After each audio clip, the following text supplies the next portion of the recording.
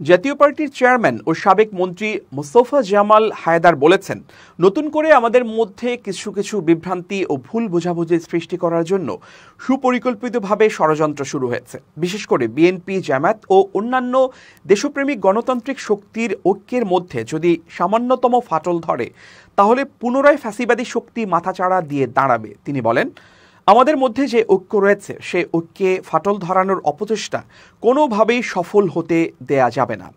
আজ মঙ্গলবার রাজধানীর সোহরাওয়ার্দী উদ্যানে বাংলাদেশ ইসলামী ছাত্র শিবিরের কেন্দ্রীয় সদস্য সম্মেলনে আমন্ত্রিত অতিথির বক্তব্যে তিনি এসব কথা বলেন। তিনি বলেন, আজ ব্যাংক দখল, খাট, বাস টার্মিনাল দখল, এ সমস্ত অবান্তর বিষয়গুলো উত্থাপন করে আমরা ভুল করছি।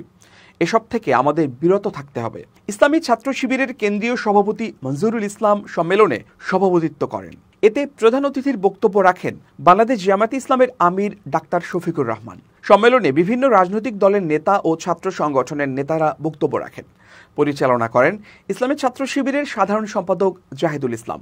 সম্মেলনে মোস্তফা জামাল হায়দার আরও বলেন, বিগত জুলাই আগস্টের মহান সংগ্রাম আজও ফুরিয়ে যায়নি। স্বৈরাচার ফ্যাসিস্ট আওয়ামী লীগ সরকারের দোসররা এখনও বিচরণ করছে এবং বিভিন্ন প্রকার চক্রান্ত ষড়যন্ত্র করছে। তাই আমি মনে করি, জুলাই আগস্টের চেয়েও জাতীয়তাবাদী দেশপ্রেমিক ও গণতান্ত্রিক শক্তির ঐক্য এখন আরও বেশি প্রয়োজন।